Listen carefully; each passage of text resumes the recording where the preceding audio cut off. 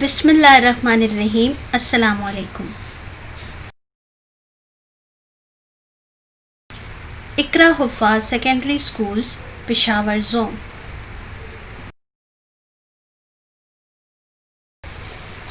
جماعت ہفتم مضمون اردو قواعد نمبر 4-5.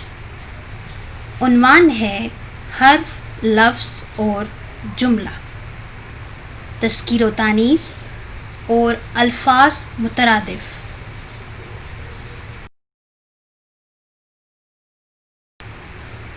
آئیے بچوں جانتے ہیں حرف، لفظ اور جملہ کسے کہتے ہیں. سب سے پہلے ہے حرف. قاعدے کے ابتدائی حروف تہجی جو آپ اپنی گزشتہ جماعت میں پڑھ چکے ہیں، مثلا الف، ب، پ، ت، جیم، دال اور یہ تمام حروف ہیں. ہمارے پاس حرف ایسا کلمہ ہے جو اکیلا کوئی معنی نہیں دیتا، یعنی یہ نہ تو کسی کا نام ہے اور نہ ہی کسی مصدر سے مشتق ہے. مصدر مطلب جہاں نون الف نہ ہو، جیسے کھانا، کھیلنا، دوڑنا، سونا وغیرہ. کہہ رہے ہیں کہ یہ نہ تو کسی کا نام ہے اور نہ ہی کسی مصدر یا مشتق سے نکلا ہے، بلکہ یہ صرف اور صرف اسم کو فعل سے ملاتا ہے، جیسے میں، سے، پر، تک وغیرہ. اور حرف الفاظ کے باہمی تعلق کو قائم کرتا ہے اور ان کے درمیان رابطے کا کام بھی دیتا ہے.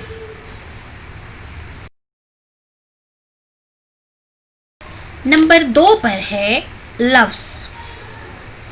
جی بچوں، لفظ وہ بامانی الفاظ یا آواز جو انسان اپنی زبان سے ادا کرتا ہے یا لکھتا ہے، اسے لفظ کہتے ہیں.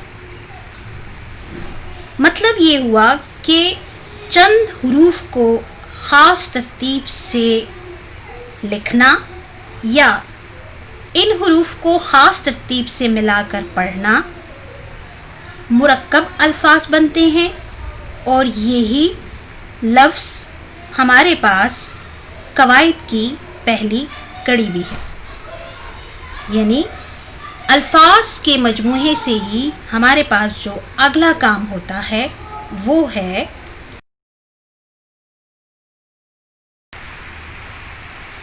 ہے جملہ. جی تو بچوں، جملہ کسے کہتے ہیں؟ جملہ ہمارے پاس 2 یا 2 سے زائد بترتیب الفاظ، یعنی ترتیب وار بترتیب الفاظ ملانے سے جملہ بنتا ہے. مطلب الفاظ کا ایسا ترتیب وار مجموعہ جس سے پورا یا خاص مفہوم یا مطلب سمجھ میں آ جائے، جملہ کہلاتا ہے. مثلا علم بڑی دولت ہے. اس جملے سے پورا مطلب اخذ ہو رہا ہے، اس لیے ہمارے پاس جملہ کہلاتا ہے.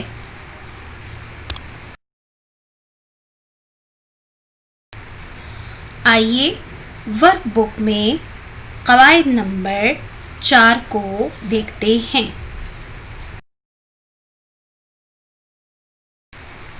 صفحہ نمبر 37 پر ہے قواعد نمبر 4، حرف، لفظ اور جملہ. آئیے ان سوالات کے جوابات مکمل کرتے ہیں. سوال نمبر 1 ہے خالی جگہ پر کریں. نمبر 1 پر ہے لفظ کی ڈیش اقسام ہیں. جی بچوں، لفظ کی 2 اقسام ہیں، ایک کلمہ اور دوسرا محمل. کلمہ بامانی لفظ ہے اور محمل بے معنی لفظ ہے.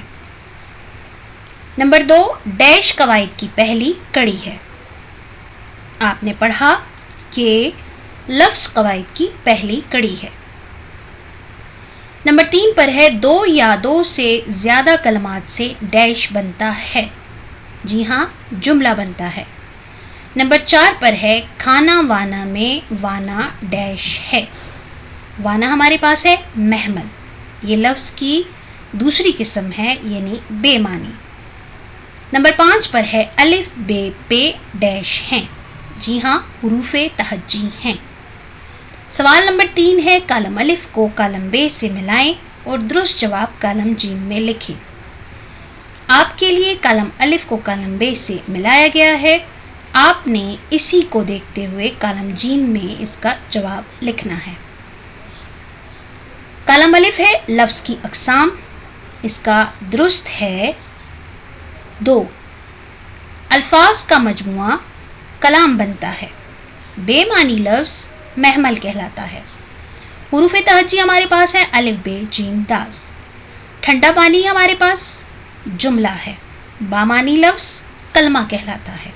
آپ کالم جیم کو مکمل کریں. اگلا ہے سوال نمبر 4. درست جملوں کے سامنے صاد اور غلط جملوں کے سامنے غین لکھنا ہے. جی ہاں بچوں، سوال نمبر 4 کے جملہ نمبر 1 3 4 درست ہیں یعنی کہ صاد لکھا جائے گا، جبکہ جملہ نمبر 2 5 6 غلط ہیں. اس کی جگہ غین لکھا جائے گا. سوال کے جواب کے لیے سامنے دی ہوئی جگہ میں صاد اور غین لکھیے. اگلا سوال ہے درذیل الفاظ کے محمل الفاظ تلاش کریں. محمل جیسا کہ آپ کو بتایا گیا بے معنی لفظ جس کا کوئی معنی نہیں ہوتا. مثال کے طور پر آپ کو ایک لفظ لکھوایا جا رہا ہے، جیسے پانی کا محمل آئے گا وانی. اسی طرح کھانا شانا. آگے کے الفاظ کو آپ نے خود مکمل کرنا ہے. اگلا سوال ہے اور مختصر سوالات کے جوابات تحریر کریں. بچوں یہ کام نوٹ بک میں کیا جائے گا.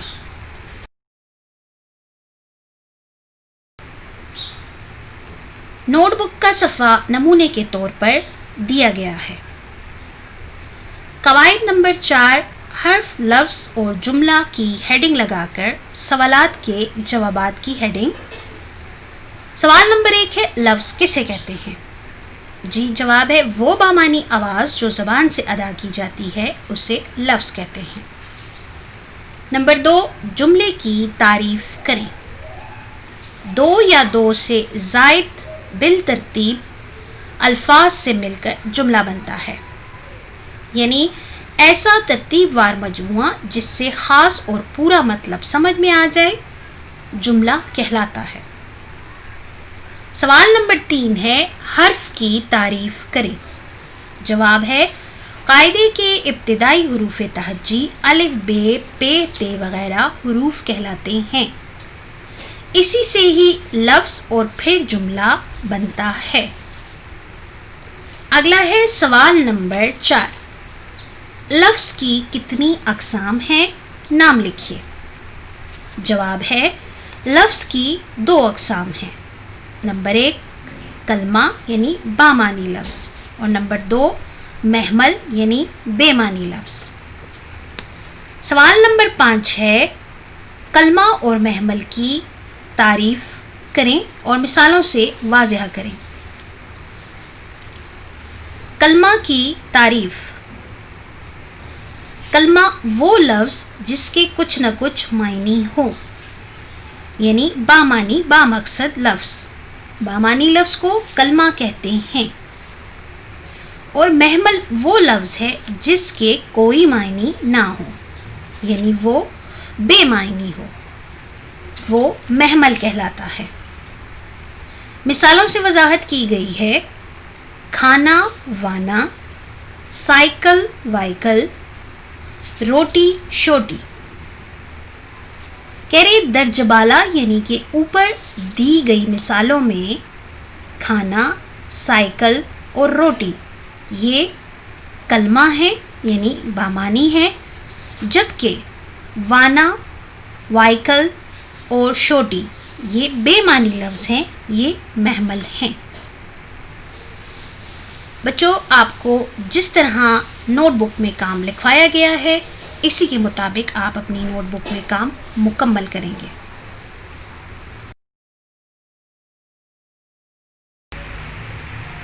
قواعد نمبر 5، تذکیر و تانیث۔ تذکیر کہتے ہیں مذکر کو، تانیث کہتے ہیں مؤنث کو۔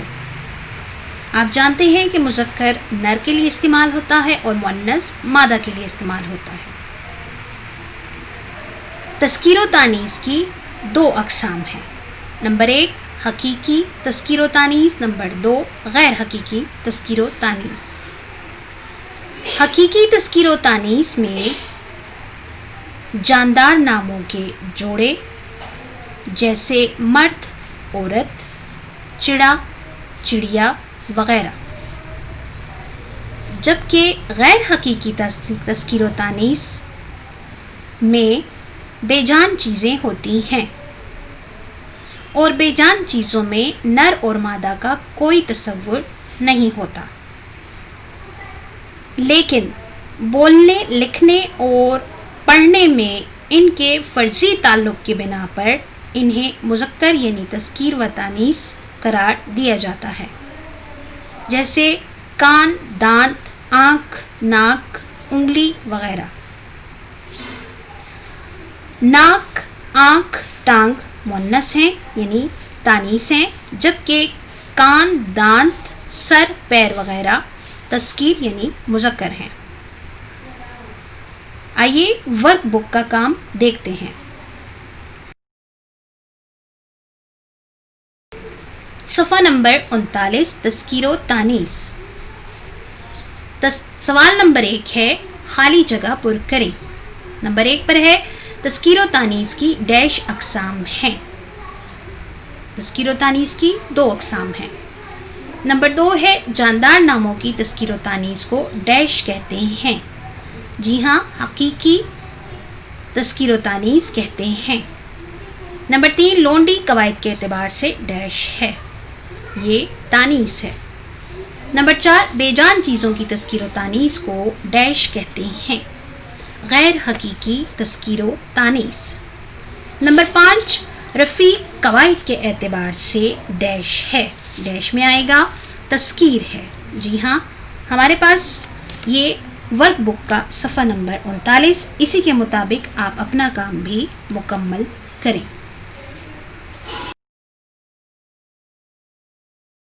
اگلا صفحہ ہے صفحہ نمبر 40۔ صفحہ نمبر 40 پر ہمارے پاس کام ہے مترادف الفاظ یعنی الفاظ مترادف۔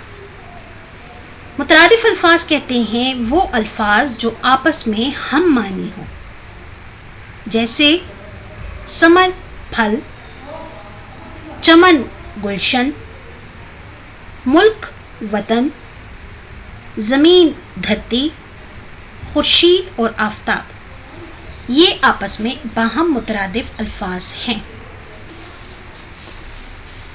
قواعد نمبر 6 میں سوال نمبر 1 ہے کالم الف کو کالم ب سے ملائیے اور کالم جیم میں درست جواب لکھیے۔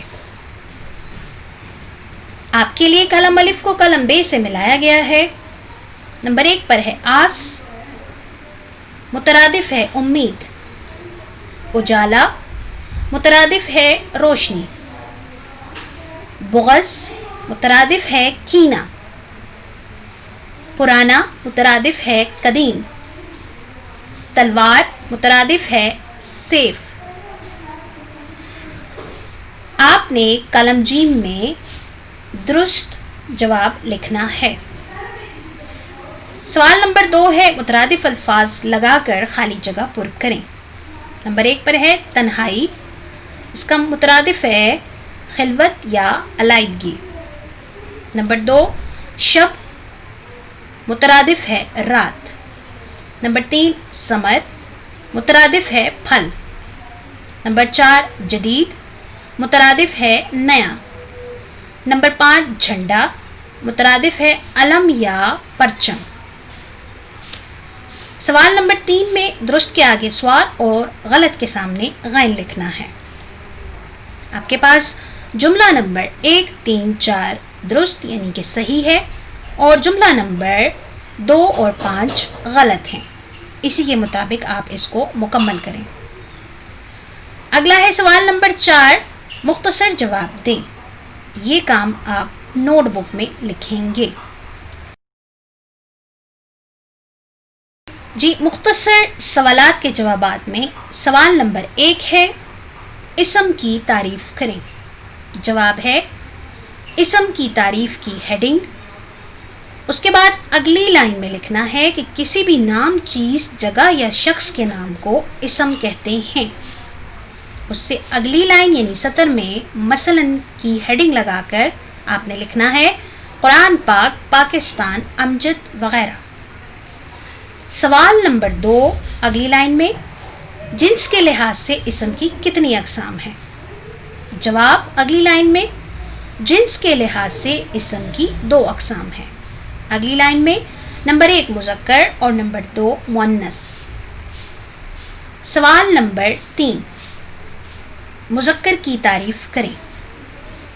اگلی لائن میں مذکر کی ہیڈنگ لگا کر اس سے اگلی لائن میں لکھنا ہے ایسا اسم جو نر کے لیے استعمال ہو مذکر کہلاتا ہے، مثلاً لڑکا، غلام، کبوتر وغیرہ۔ سوال نمبر 4 اگلی لائن میں لکھنا ہے مؤنث کی تعریف کریں۔